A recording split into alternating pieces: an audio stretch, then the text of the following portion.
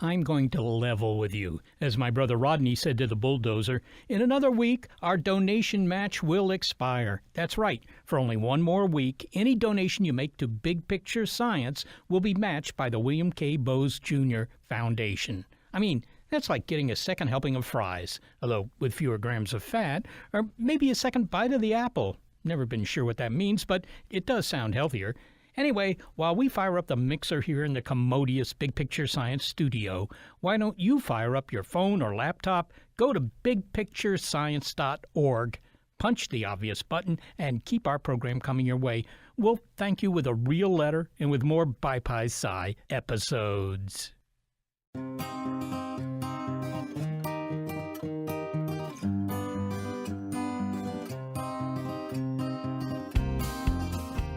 I'd guess the fact that your body consists of 3 dimensions, height, width, and depth, isn't something that preoccupies your brain very much, although after that second slice of cake, the concept of width might. No, I'd wager that you're more concerned with that enigmatic 4th dimension, time, such as how to use it well, or why you never have enough of it, or after noticing yet another gray hair or an even wider girth, a persistent wistfulness that you could turn back the clock. Well, maybe you can. I'm Seth Shostak. I'm Molly Bentley. Welcome to Big Picture Science, produced at the SETI Institute, where researchers investigate the nature and origin of life. On Big Picture Science, we step back to get the wide-angle view on science and technology. And in this episode, a couple of overarching biggies: time and its accumulated effects, aging. Now, we don't have a precise understanding of how either work, and yet the idea that time and age move in one inevitable direction is being challenged by scientists. Find out why neurologists think your brain is a time machine and how biologists propose to reset the biological clock. Plus, why your brain age is more important than the number of birthdays in determining your lifespan.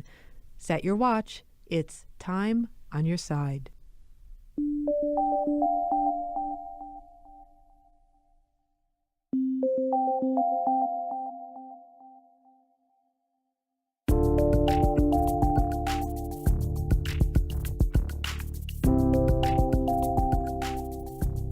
Okay, before we try to control time's most noticeable and disturbing handmaiden, aging, we should have a grasp on what time itself is. Well, believe it or not, there is no agreed-upon definition for time, as there is for some things. We all agree that the 6-sided cardboard structure on the table is a box. All agreed? Yeah! And inside this box, we all agree, is a quadrupedal mammal of the feline variety? Yeah! And this cat is alive? Yeah! No, 9. Okay, Dr. Schrodinger, let's take it from the top. Well, most things have an agreed-upon definition. However, the definition of time stirs debate. Is our 4th dimension a construct of the universe or of our consciousness? Einstein defined time through its intimate relationship to 3-dimensional space. Manipulate space, and time would bend in response. But perhaps time doesn't exist outside the human mind. Time could be a product of the unique architecture of the Homo sapiens brain. After all, humans are the only animal that can imagine moving backwards and forwards through it. 2 months ago, my psychic predicted that in 4 months I would strike it rich in Las Vegas. So 2 days ago, I sold my motorbike, which in hindsight was a bad idea, because tomorrow my astrologer is casting my horoscope. How am I ever going to know my future? In contrast to humans, other animals, mole rats for example, exist only in the here and now. I am digging. I am now digging. Can't see a darn thing. Got soil in my mouth. But I am still burrowing and digging. I am now digging. The fact that humans are so keenly aware of time, past, present, and future, may occasionally cause angst, but it may also contribute to our evolutionary success. While Einstein's blueprint for time travel might include sending you in a spacecraft at nearly the speed of light, UCLA neuroscientist Dean Buonomano suggests using your noggin. His book, Your Brain is a Time Machine. All animals tell time, so even bacteria and plants, in a sense, can have a circadian clock. They know the time of day. animals, mammals and invertebrates, also tell time on the time scale of seconds and minutes. But telling time is very different from understanding the concept of time, right? So while all animals have the ability to tell time, humans are probably fairly unique in our ability to grasp the concept of time and understand the fundamental difference between the past, present, and future, which is one thing that enables us to engage in what we call mental time travel. And if you think about the signature abilities of our species to build a tool or to plant a seed and come back and reap the benefits of that for food a year later, these are things that require you to implicitly understand the concept of time, right? These are future-oriented activities. So it's that cognitive ability that I think is uniquely human. So what you're saying is that our ability to understand time has an evolutionary advantage. But don't other animals do something similar? I mean, squirrels hide nuts and they come back for them, and doesn't that require an understanding of the future? Yeah, good question. So squirrels store nuts, birds build nests for the future, right? Dogs bury bones, and a lot of other animals store food for the future. The difference there is most of those behaviors seem to be evolutionarily hardwired. The squirrel is probably not thinking, it's winter's coming up, I'm going to store these nuts in order that for me not to starve in the future. So what's uniquely ability of humans is our ability to flexibly foresee and plan for the future and connect the dots. So evolutionarily, we have no reason to plant a seed. Obviously, agriculture was a cultural invention. It's not hardwired into our genes. Now, let me just add there that there is an ongoing debate about whether some animals can engage in mental time travel, and two parties are still arguing about this issue.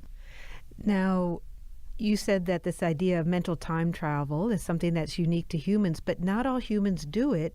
And in fact, you cite as an example an Indian group called the Pitaha. I hope I have that right. But they live entirely in the present. Could you give an example? And where do they live? Physically, where do they live other than in the present? Right. So the Pitaha, this is a group of Indians studied by anthropologists, and I'm referring mostly to work by Daniel Everett. And it's an exaggeration to say that they don't engage in mental time travel. So I wouldn't go that far. But he argues that their existence is primarily present-based.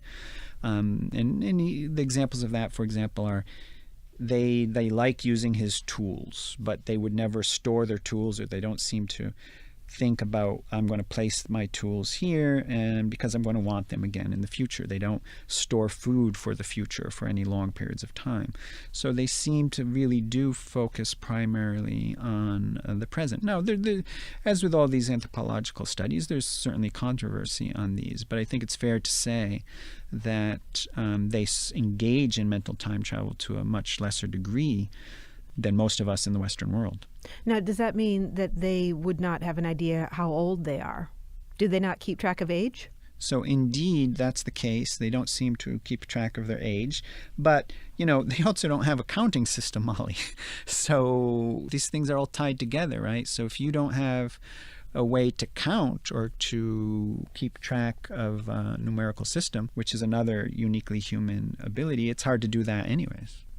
Well, I want to ask a question that may be a chicken and egg question, which has to do with the architecture of the brain and the evolutionary advantage of mental time travel. So as humans evolved, did we find that the more that we were able to cast our minds and think abstractly about the future, but maybe even the past, the more that those areas of the brain were wired that way, or those neurons developed that way? Or did that development have to come first, and then we were able to do this kind of mental time travel? I think you hit the nail on the head at the beginning there. It's a bit of a chicken and the egg problem, and the answer is we don't fully understand, of course, but clearly humans have this ability to conceptualize time. So what is it in our brain that allows us to do that? One theory is that most mammals can sort of have a reasonable conceptualization or understanding or mapping of space, if you will. So if you have a dog, your dog certainly understands that if a treat falls behind the couch, it doesn't have to go through the couch. It can go around the couch or above the couch.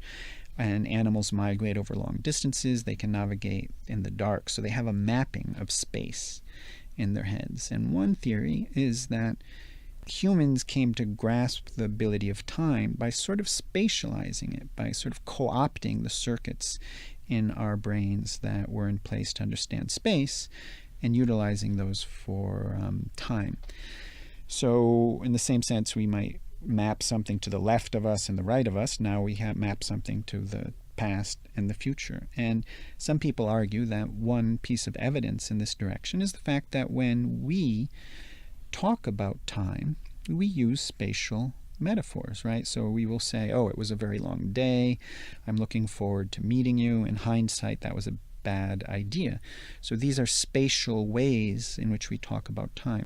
So the question is time a construct of the universe? I mean, is it actually intrinsic to the structure of the universe, or is it something that humans invented? Right. So there's a couple of views here. So we can view time as a full-blown dimension in which the past, present, and future are sort of equally real, or just sort of the present is real. Not that there's any absolute simultaneous present, but just the present moment is the only thing that's real. The past once existed, the future will come into existence. Or what you're getting to is time really just an abstraction that allows scientists to better understand the universe, but ultimately time is not a physical property of the universe like energy or mass. And here I think is the physicist Ernst Mach put it this way. It's utterly impossible to measure change using time because time is an abstraction we arrive at by measuring change. So here the notion is that, well, time is not a general fundamental property of the universe, but it's a very convenient abstraction that we use to make sense of what's happening in the universe.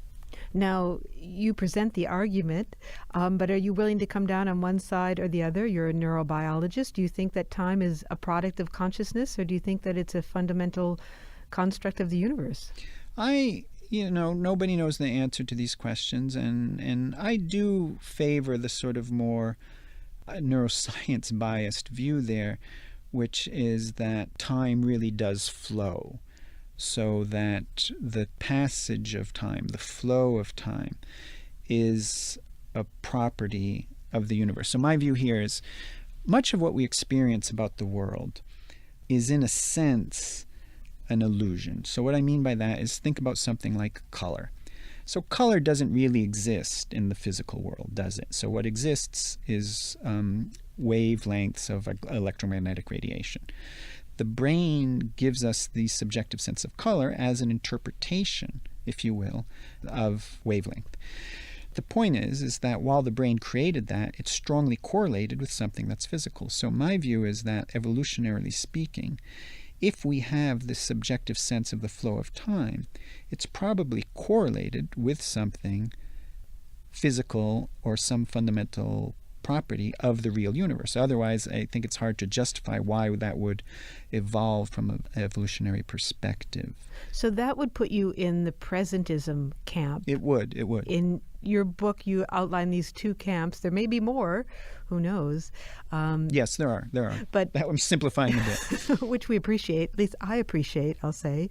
But you have presentism, which is the idea that if we live in presentism, then the present is real and the past and the future are things that we think about, but they don't necessarily exist in the same moment. And therefore we have the sense that time is flowing. But eternalism, which is the other camp, I'll put it that way, is the idea that the past, the present, and the future all exist at the same time. And I have to say, that is very hard to grasp.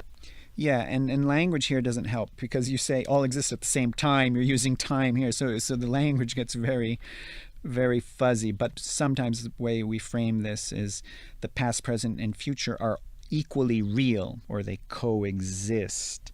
And isn't evidence, though, for presentism the fact that our bodies change over time, although I guess I can't use the word time, but that our bodies are changing, we are aging. So isn't that evidence that time is passing? No, not really, because in the blocked universe, it's not so much that there's not different points in time. And I should say the block universe is another word for eternalism. For eternalism, okay. Yes, so the block universe is sort of the physical term for what philosophers call eternalism.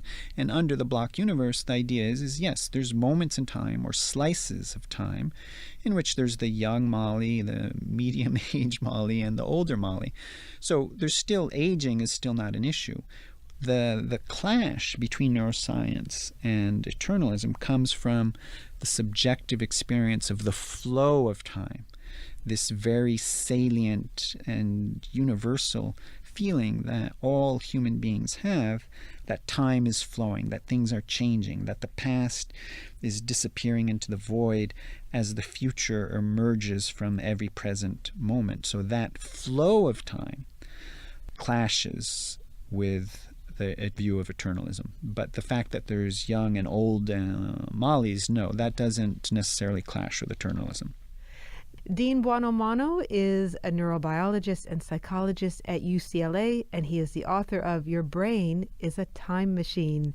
Dean, thank you so much for taking the time to talk to us. It's a pleasure to share my time with you, Molly. Thank you.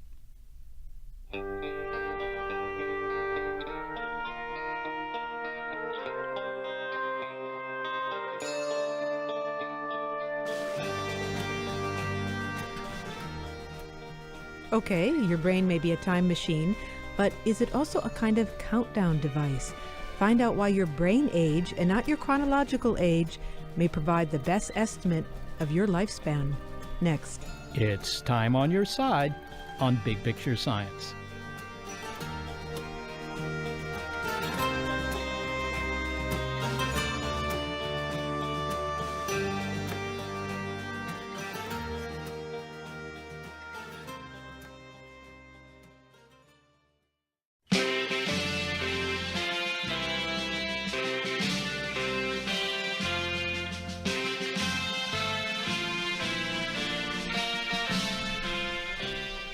What's your age? Some people choose to go by how they feel, but that doesn't wash with others.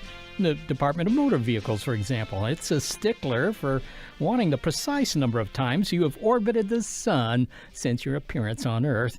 That as old as you feel age just isn't good enough for your driver's license. But scientists in the UK say they have a metric other than birthdays for assessing your true age. That is, your brain age, and it may not jibe with your chronological one. Researchers at Imperial College London have a method to analyze brain tissue to determine the age of its owner in order to calculate your real age and, get ready, the amount of time you have left to shuffle around this mortal coil. Yes, under this scenario, your gray cells are a clock indicating how long you have left to live. Using an MRI machine, that is, functional magnetic resonance imaging, James Cole and his colleagues looked at thousands of brain scans and compared them to studies of hundreds of elderly patients. The conclusion? Your brain age is a pretty accurate metric for estimating lifespan. Okay, James, before we get any deeper into this, convince me that I want to hear it. I mean, I'm already unsettled by looking in the mirror and confronting my age, but now I have to look at my brain tissue too? Why would anyone want to do that? Well, I think it can be useful because it potentially tells you that you're at increased risk of general unhealthy aging. And hopefully to do that early, it can be an early warning sign that you might be an opportunity to intervene, change your lifestyle, live more healthily. All right, age more healthfully. Well, let's consider the experiment you did here, James. You compared the MRI scans of the brains of a couple of thousand healthy young people, I believe, and they compared them with scans of adults who were 73 at the time of the scan, so they weren't so young anymore. Do I have that comparison correct? Well, so actually the healthy group was aged from 18 all the way up to 90. So it was a wide age range in that group. But you're right, the group that we did compare them with were all aged approximately 73 when they had their MRI. So if they came in and, hypothetically, you were wearing blinders, so you had no idea how old they were, but then somebody showed you their brain scan, you could say, well, if this is, the average bloke off the street, then this looks like somebody who's 55 or something like that. But what is it you're looking at? I mean, what in the brain is it that you determine their age from? So we determine their age from their brain volume. So the MRI scans that we take are very high-detailed, high-resolution scans that allow you to look at different tissue that's within the brain, so grey matter and white matter principally. And basically, we know already from other studies that the brain changes as we get older. So we did some analysis on these images to make what we call a three-dimensional volume map.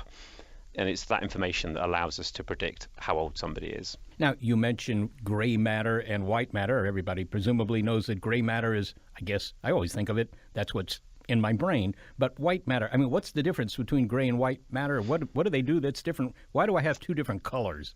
Well, good question. So the colors actually come from what they look like if you slice up someone's brain once it's been extracted from their head. But actually, they are the same cell. So a neuron, which is the cells that do most of your kind of thinking, they have a cell body and then a very, very long, thin tail, which is called an axon. The tail is covered in myelin, which is a kind of insulating sheath, and that improves how electricity that is sent by the cell body is conducted down the axon to connect to another neuron. So your grey matter is a collection of neurons all close together, and your white matter is a collection of these tails, these axonal fibers that connect up different parts of the brain. All right, so your brain is losing volume. In other words, it's just getting smaller, if you will, as you age. You have computer algorithms to do this analysis, and that sounds pretty sophisticated, but is the job of the computer algorithm simply to, measure, if you will, the volume of your brain? Or does it do anything more? I mean, so we have two classes of algorithm, if you want. One is to measure the volume and to create these three-dimensional volume maps that I was talking about earlier. And then the other algorithms are to actually do this statistical prediction of age using the brain volume data as the kind of input. Okay, so what comes out of the algorithm then is a number of what age you should be, your brain is, if it's like average brains. In other words, if your brain comes out with volume X and X is the volume of the average 55-year-old's brain, then your brain age is 55, and then they can compare that with what it says on your driver's license and decide whether your brain is older than the rest of you. Pretty much, yeah. That's basically how it works, yes. Okay, and if it is older than the rest of you, that might not be such good news, right? Exactly. That's the idea that we were putting forward. So the data from the study that we conducted shows that the magnitude, so how much older your brain appears to be than your chronological age, was related to other measures of kind of fitness in aging. And these includes grip strength, lung function, and walking speed, which are all very commonly used kind of clinical ways of measuring how healthy someone is as they get older. It also related to cognitive performance, and it seemed that people whose brains appeared older were cognitively performing at a lower level. And what was particularly interesting about this study was that we had data that went to 7 or 8 years after their MRI scan, and we were able to see that 10% of the 600 or so people in the study had died, and that the magnitude of how much older they were related to when they died. And so the magnitude of how much older their brains were when they were scanned compared to other people their age, you're saying that's related to when they died. Okay, so this is somewhat lugubrious, but what it seems to suggest is that if you're already, into retirement and you go in, you have your brain scanned, they might say, well, don't know if we should tell you this, but on average you have 3 more years left or 5 more years. I mean, could you do that? And if so, with what kind of accuracy? Crucially, I would say at the moment we can't do that at an individual level. The technique works when we take large numbers of people and we can average across big groups, because it is still quite an inaccurate technique for making predictions for any given individual. So I certainly wouldn't say to anybody, now's the time to go and see how many years you've got left. But we're hoping this is a first step towards a kind of screening tool that uses MRI data to understand how healthy people's brains are. All right, but you know, this is still at the research stage. I can imagine that 10 years from now that this might become a routine measurement, particularly if you have technology that allows you to make these scans in the privacy of your own home or something like that. But it's not clear to me that anybody would want to know that. I mean, would they, do you think? I don't know. I mean, I know that in the UK, if you go to your GP and you have a health checkup, you can answer questionnaires there that talk about how much you smoke or how much you eat and drink and things like that. And the doctor will give you an estimated lung age or heart age. And that's just on the basis of, answering some questions about your behavior. So this is really a kind of more sophisticated equivalent that's obviously based on the brain. And I think actually telling somebody that an organ of your body, which is quite important to you, appears less healthy or older than it should do for your age, can actually bring home to people, right, I should live more healthily, But also I'm hoping that we might be able to use this to understand what influences our brains to kind of age in an unhealthy way. So smoking and drinking and things like that is, we haven't really drilled down into that and we don't know the details. So it may be that there are some things that are worse for your brain than others. And if we could use measures like the one that we've developed to determine this, then that could help inform us exactly what a healthy lifestyle should be for healthy brain aging. Well, finally, James, you're a postdoc, so, you're young. Your brain is probably as big as it's ever going to get. Does it kind of depress you to come in every day and know that, your gray matter is sort of shriveling up there every day? No, I'm quite philosophical about it. Maybe that will change as I get older, but I'm actually really lucky to work in an academic environment where I get to learn new stuff all the time. And actually, even if my brain is shrinking, I still feel like I'm giving it a good workout most of the time. So I'm pretty happy. James Cole, thank you so very much for speaking with us. Thank you. James Cole is a postdoctoral researcher studying neuroanatomy at Imperial College London.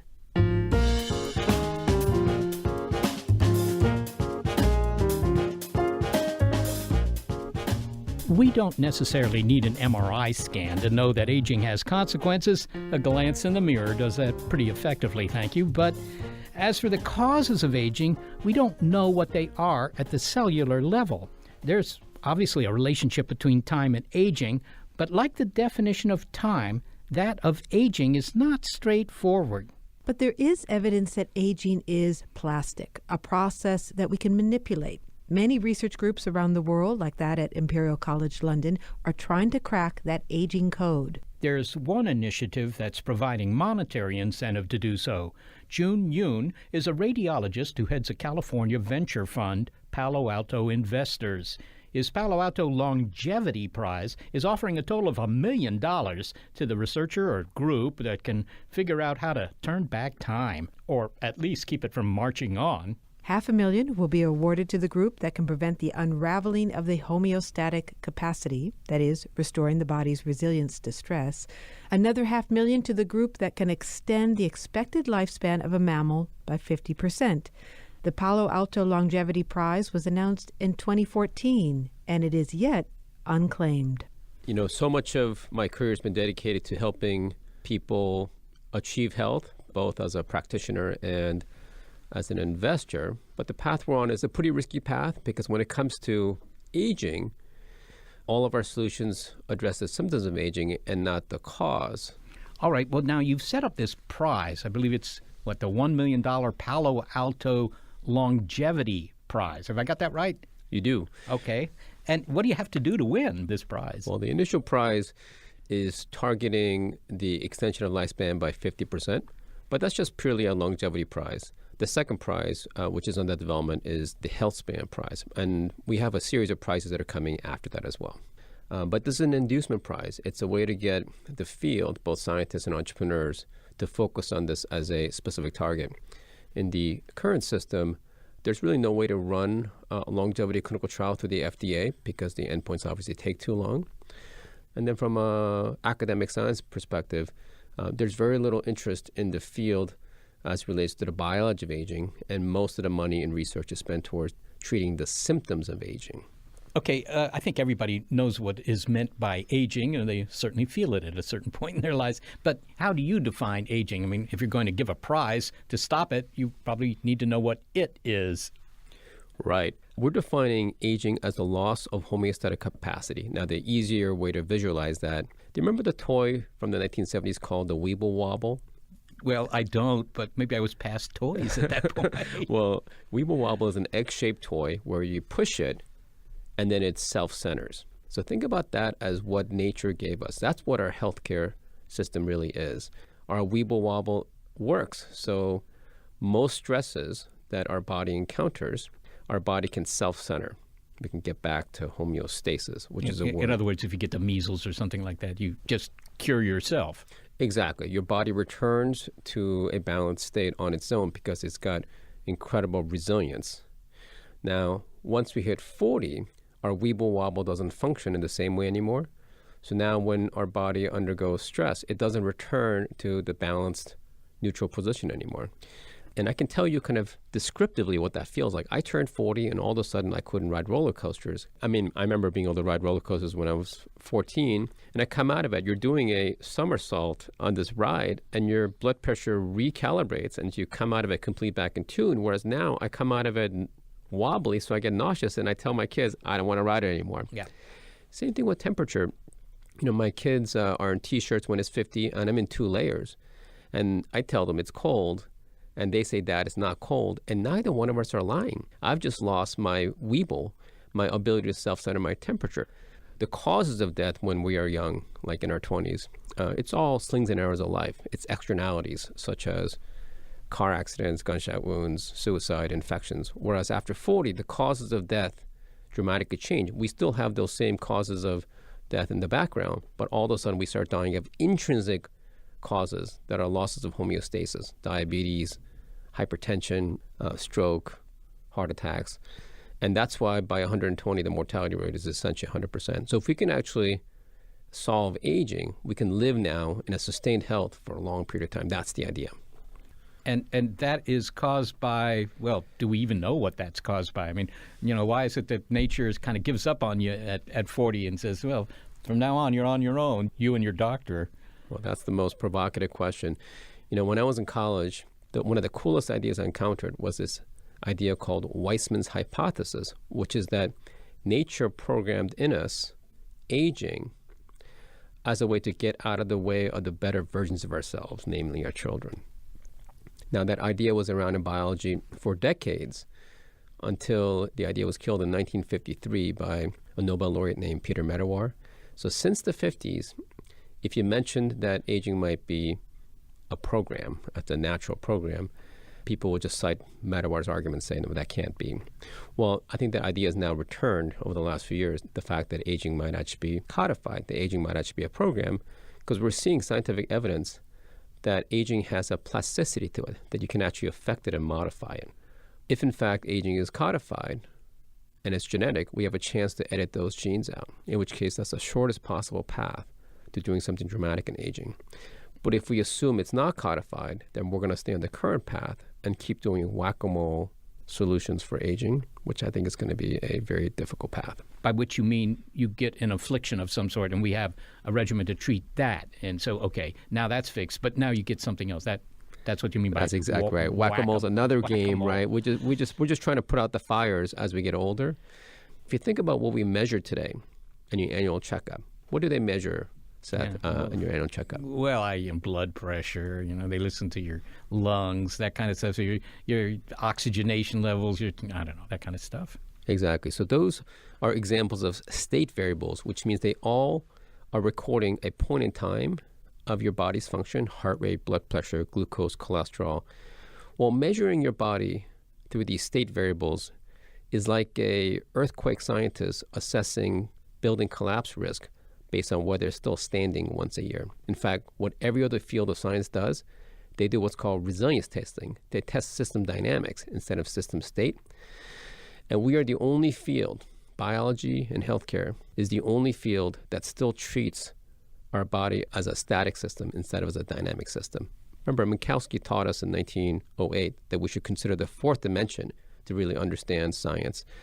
And the fact that today in biology, we don't measure our biomarkers over time, because we don't measure resilience, we're missing so much information.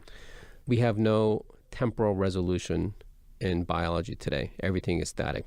So do you think that the answer to this homeostasis problem is in rewiring our DNA, for example? I mean, so that we don't do this? I think that almost every species, I would say every species, ages, except that that's not apparently true. There's some microscopic organisms, hydra, these little things that you probably looked at in middle school under a microscope that look like miniature octopuses or something, that don't age. But in general, everything ages. Is the answer to rewire our genome? Exactly. Aging is not a thermodynamic necessity, meaning we're not a closed system. We can always acquire energy to fight entropy, so we can actually accumulate extropy as a result. So there's no reason why we have to age, but the fact that aging is everywhere is why we assume that it's inevitable, even though, as you mentioned, there's some species that seem to not have aging. If you look at the science in the 1960s, there was an idea that cells are programmed to age. It was a heretical idea, and then it won the Nobel Prize. There's a precedence for thinking this way. In fact, if you look at the genes that encode for cellular aging and cell suicide, called apoptosis, those genes appear to have been a relatively recent innovation in the context of evolutionary history. In other words, it looks like the earliest organisms didn't have these programmed aging genes, and it was a late invention after we start to live in society of cells, and maybe it was advantageous to delete the aging members as a way to make room for the new cells, the better versions. So the time is now to reinvent everything, including the way we think about biology and health. And I think that's why I'm encouraged that there's a chance that we could actually hack this aging code. Are there already competitors for your prize? I mean, have people applied to cash in the check? Yes, there are teams that are endeavoring on the first prize. First prize is on mouse longevity. It's intentional. It's a way to get the field started. And we set the bar low enough that there's a decent chance somebody's going to win. And we're now recruiting teams for the second prize. The real interesting projects are coming downstream, and you'll hear about it more in the coming months and years. Jun Yoon, thank you so very much for speaking with us. Seth, thank you for having me. Jun Yoon is a radiologist who heads a California venture fund, Palo Alto Investors. He is the creator and sponsor of the Palo Alto Longevity Prize.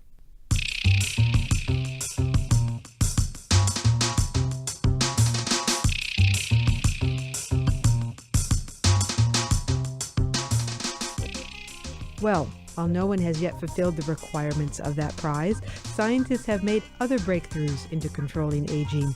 One group claims to have reversed the biological clock in mice. And what if you're not a mouse? Well, find out when human trials begin next. It's Time on Your Side on Big Picture Science.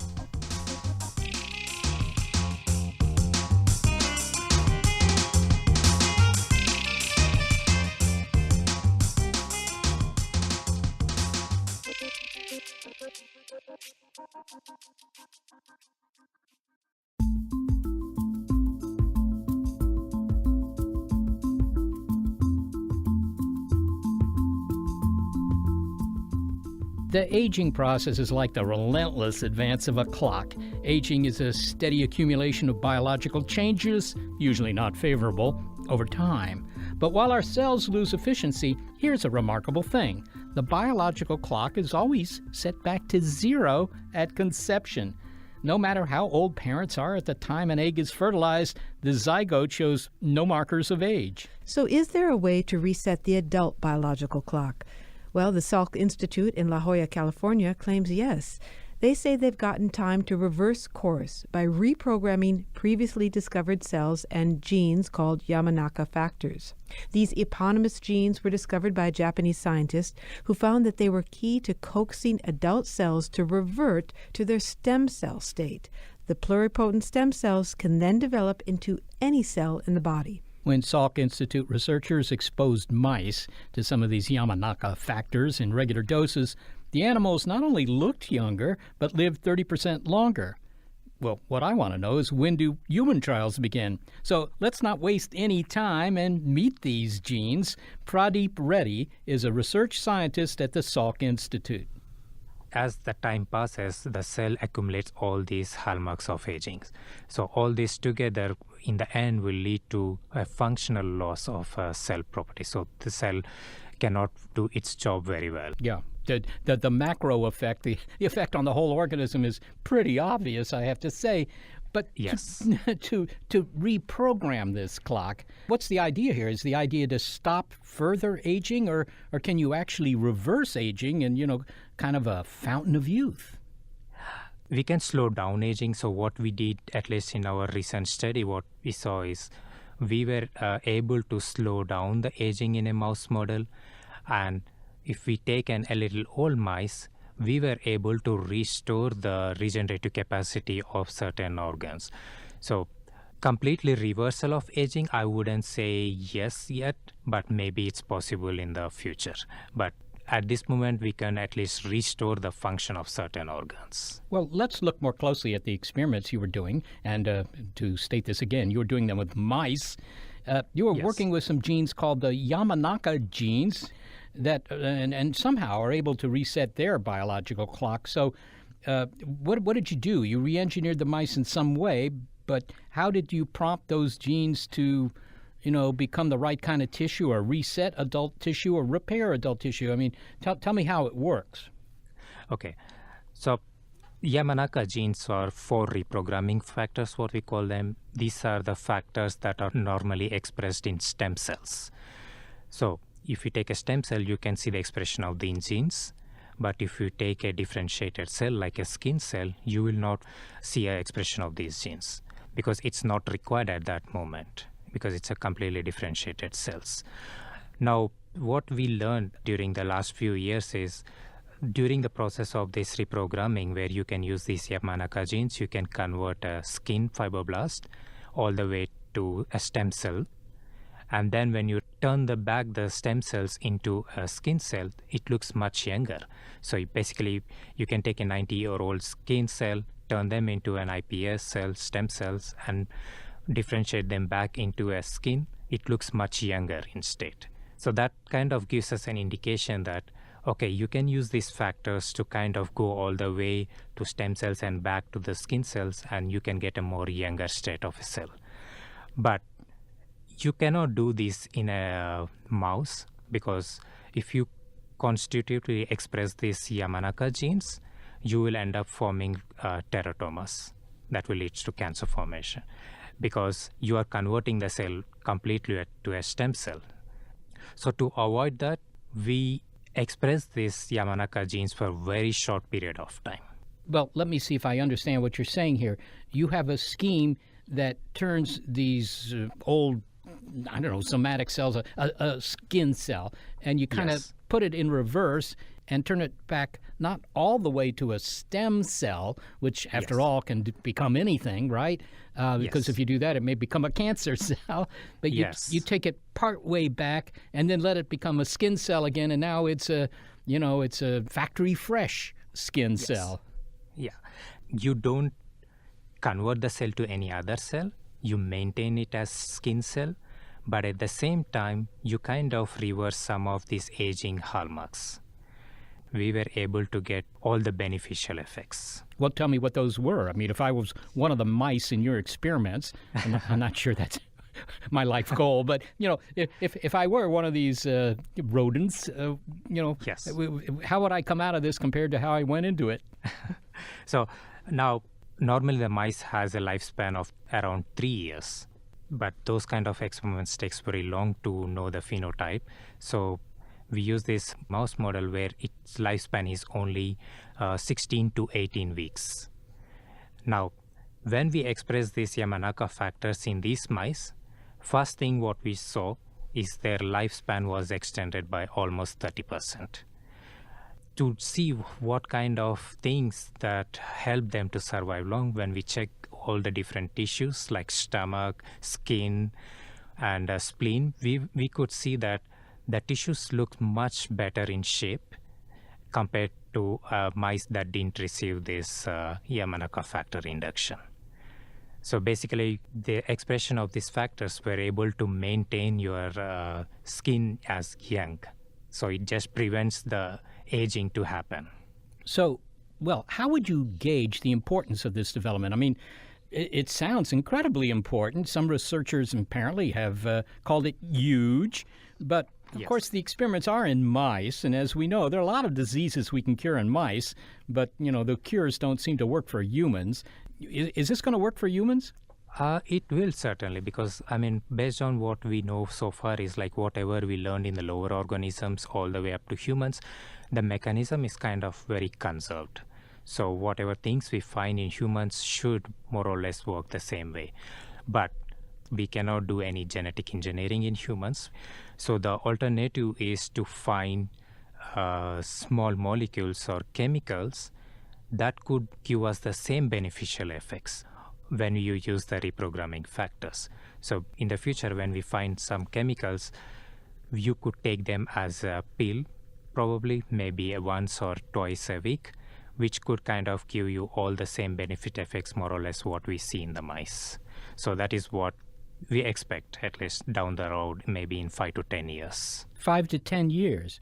There's hope. Yes. Well, that's incredible. I hope you have a patent on all this. That's what. But Pradeep, what would this mean for humanity? I mean, some people could afford this right away. They could live longer, healthier lives. And, of course, if everybody lives 30% longer, you're not going to get that next job at the university because the professor's going to be, the tenured professor's going to be in there for an extra 20 or 30 years. But, I would think that there would be a huge rush for this. Yes. There's been a lot of discussion on this line. So there's people argue from both the sides. It could kind of disturb the social, economic balance. But I think at least what we are aiming at this moment is not to extend the lifespan, but more to extend the health span. So if you take when you are maybe 70 or 80 years old, you are unable to move a lot. You cannot do many things by yourself. So you're more relying on other people. But what if we can get to a stage that you are able to do all the things by yourself? So basically you can take care all by yourself, not relying on anybody. So that's more like you are increasing the health of an individual. Yeah, that sounds like bad news for these caretaker robots coming down the pike. But are you aware of this prize offered in Palo Alto, actually? Palo Alto, yes. Yes, for anyone who can extend the lifespan of a mammal by 50%. And yes. It sounds like you're well in the running here. Yes. So the study where we did in very recently was done using a mouse model, like I mentioned. So the Palo Alto Longevity Prize is actually you need to demonstrate the same thing in a wild-type mice. So you cannot use any genetically engineered mouse model to demonstrate. So you should take a wild-type mice that can only survive for 2.5 to 3 years, and you need to extend the lifespan in that mice. So only then you will win that prize. I take it you've resisted the temptation to experiment on yourself like Mr. Hyde and Dr. Jekyll. Yeah. Pradeep Reddy, thank you so very much for speaking with us. No, thank you very much for your interest. Pradeep Reddy is a biotechnologist at the Salk Institute in La Jolla, California. So what we've been hearing in the show are some variations on the themes of time and aging, both which we thought at one time as it were fixed or moving just in one direction, and that's being challenged. Well, indeed. I mean, for Isaac Newton, time was some absolute. Somewhere in the universe there were just clocks that were, going forward, and that was all there was to it. Well, we all know we have internal clocks. When you wake up, how long it seems to brush your teeth compared to how long it takes you to do something interesting or watch a movie, that kind of thing. But the most interesting part, I think, of this show is indeed the fact that we might be able to reverse aging, that we might be able to stop aging. That's, in a sense, a real time machine. Also, this idea about how quickly your brain shrinks. Well, that's depressing all around, isn't it? After age 20, your gray matter begins to shrink. I think my gray matter is about the size of a walnut rattling around in my skull. I hope it doesn't get any smaller. Maybe a wasabi pea.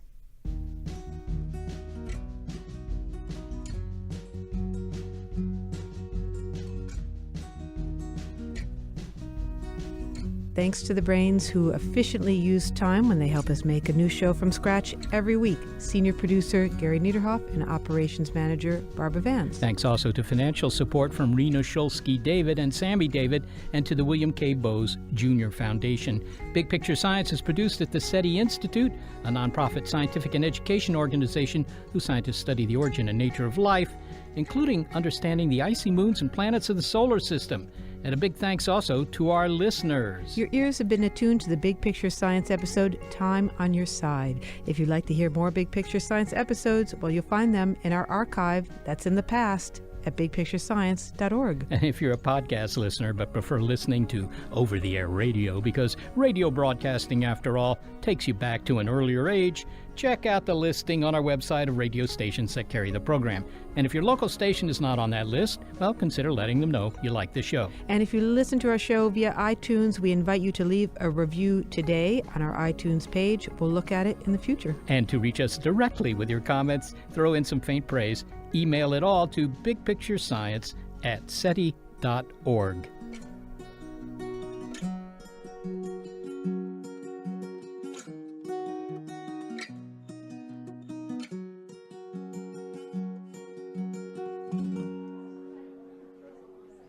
And here in this terrarium, we agree is a mole rat? Yeah! I am digging, still digging. There is no yesterday or tomorrow, only now, and digging.